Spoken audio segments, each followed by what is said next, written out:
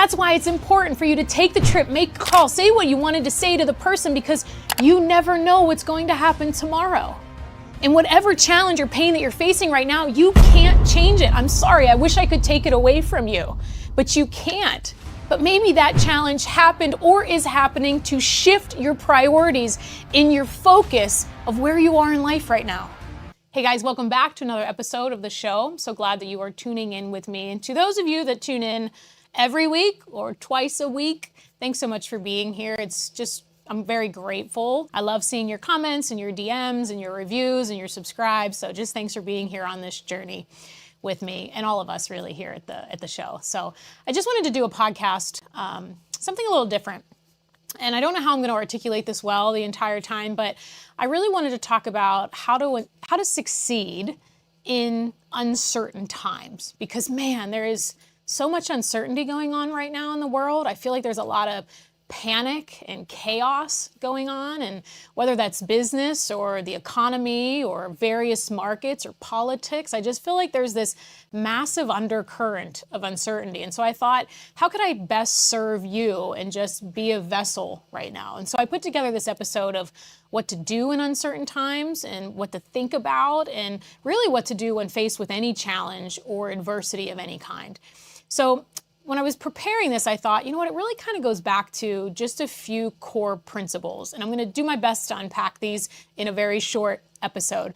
But the first one is going to seem pretty simple. And it might be because we intelligently or conceptually know how to do something, but that doesn't necessarily mean that we do. Otherwise, the world would all be at their optimum weight with zero debt and have tons of assets and stopped at just 2 glasses of wine. Simple doesn't mean easy. So I certainly think that even though this might be something you've heard before, I think it needs addressed. Because if we look back on uncertain times in history, even just 3 years ago with COVID-19, or if we go 15 years ago to the crash in 2008, or 20 plus years ago with the tragedies from 9/11, there are so many moments in our society, in our culture, that we've had a lot of uncertainty. Something happened that was completely outside of our control. And it can really make us feel helpless. And that helplessness will make people act a variety of different ways. Some people will feel sad or fearful or angry or outraged. So as we're coming into this new year, I really wanted to touch on this. The first thing to remember is this first core principle, that you have been through difficult times before, and you're going to get through this too. Now, I know that conceptually may be like, okay, great, Candy, you don't really realize what I'm going through. And you're right. And just because you're going through something difficult and knowing that you're going to get through it doesn't make it easy. But I would like to share with you a little framework that I use when I'm faced with new challenges or new adversities. And there's 2 simple things that you can do. The first is to reflect. I want you to reflect on the past challenges that you've had, the past situations that you faced, and remember that those didn't destroy you. Those didn't cripple you. You could have quit and nobody would have questioned it, but you didn't. And you're still here. And this next thing isn't going to destroy you either. It may feel like that when you're in the moment. But when you look back on all of the past challenges that you've had and you faced and you overcame them, and you remember that you're going to get through this too, it's a little easier to deal with in the moment. Which is why that second word is remember. Reflect and remember. Remember that not only did you overcome that challenge, but you grew because of it. You became stronger, more resilient, you persevered. And that's because true growth only comes through adversity. In the moment, our brains cannot measure what we gain in a challenge or in pain. It can only measure what we're losing or going to lose. It's your job to remember and reflect on the past and draw strength when you're in current challenges. That's why if you heard me on Ed Milet's podcast, this is the first place I ever talked about this publicly, is what I do is I take out a sheet of paper, and you've probably heard me talk about it before.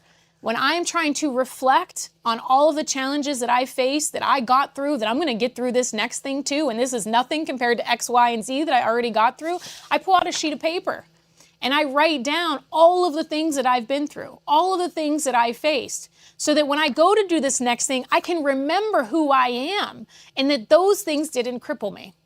So if you haven't ever done that or you've never heard me talk about it, go listen to that episode and do that now. Pause this, stop, whatever you need to do. If you've never done that, Pull out and write your proof paper, is what I call it. And the second thing to remember is focus on what you control.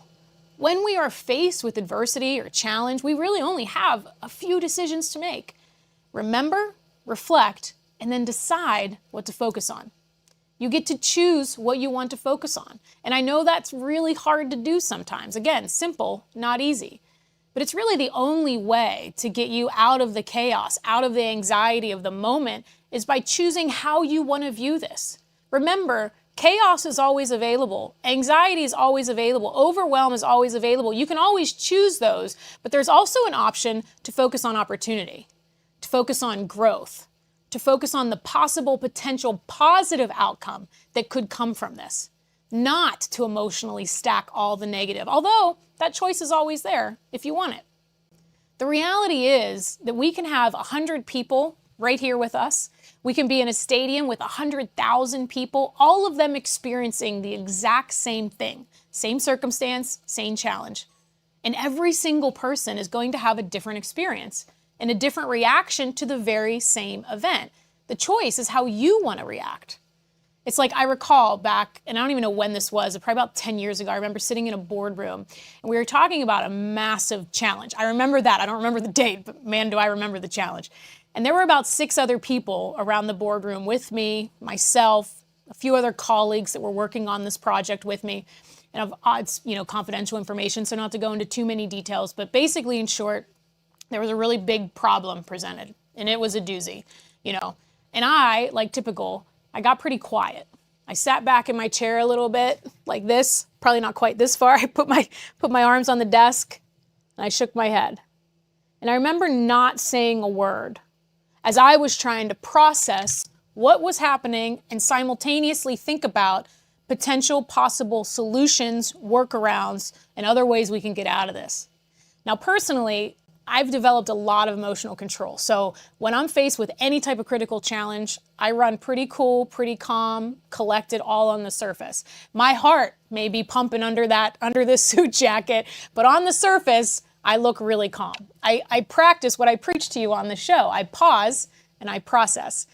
That's typically the way that I handle challenge. Now, sometimes I pause too long. And there are challenges with that, not having a response right away, waiting to think about it too long. But I wanted to share that, to share the dynamic.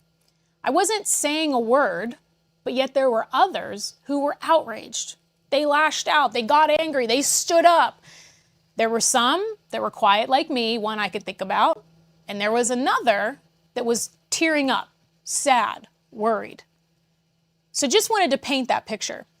And then interestingly enough, I've actually heard Tony Robbins talk about this same concept. And that's what triggered my memory to this specific meeting. For him, he was talking about hosting an event, I think it was in Hawaii, right when the towers were attacked in 9/11, 2001.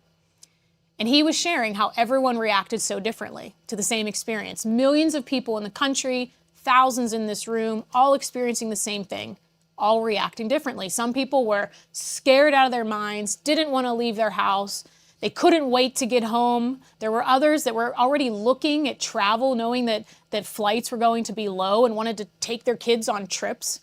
Imagine those two very different experiences. Imagine the boardroom with me sitting back, my hands probably like this on the desk, 'cause that's typically what I do, thinking, and there are other people in either tears or standing up, swearing, lashing out. Same circumstance. We all had the same experience, but we all reacted to it differently. So I want you to remember that in times when you think you can't control this or that, remember, you can't control what happened.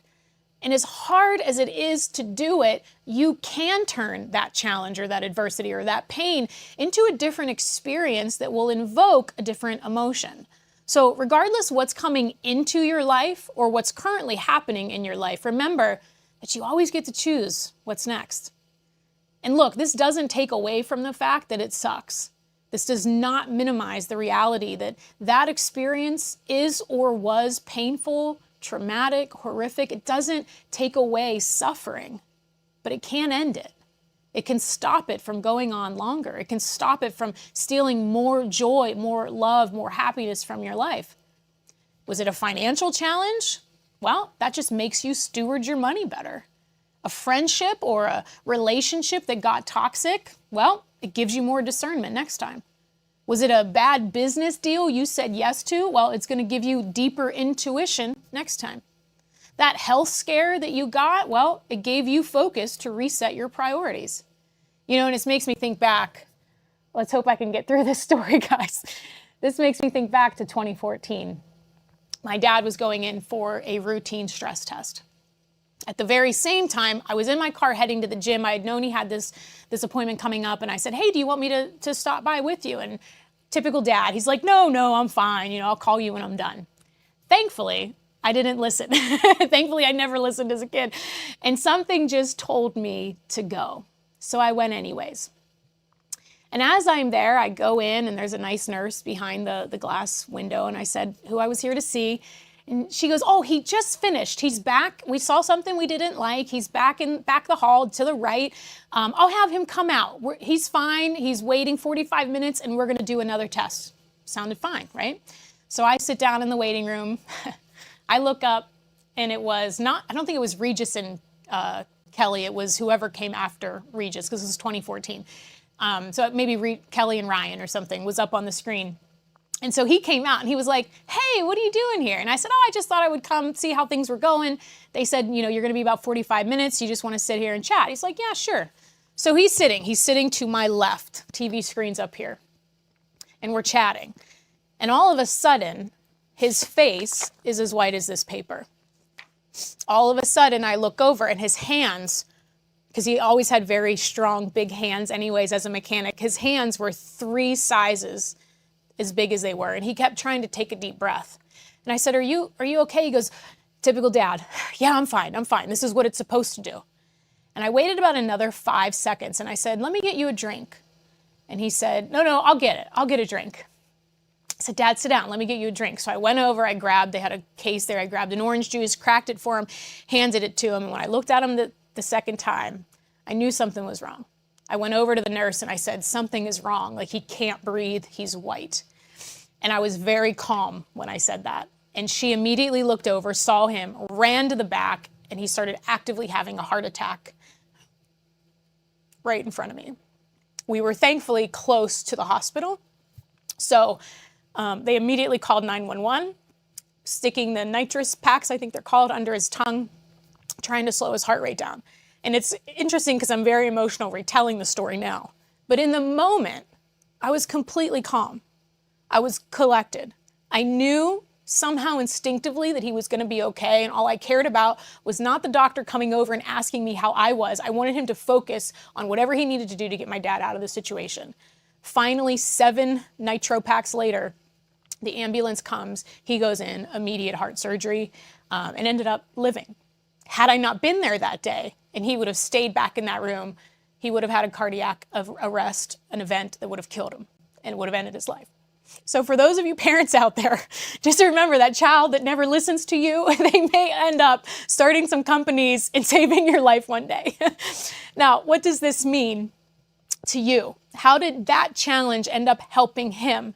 It extended his life not just there in the moment, but it extended his life for decades after because he focused on eating better.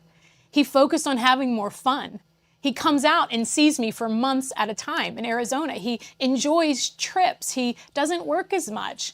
He understood that time is more finite. And if he would have wallowed in, oh my gosh, I can't believe this happened to me, he would have missed the blessing of what that pain did for him.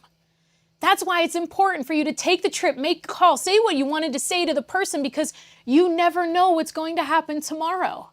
And whatever challenge or pain that you're facing right now, you can't change it. I'm sorry, I wish I could take it away from you, but you can't. But maybe that challenge happened or is happening to shift your priorities in your focus of where you are in life right now.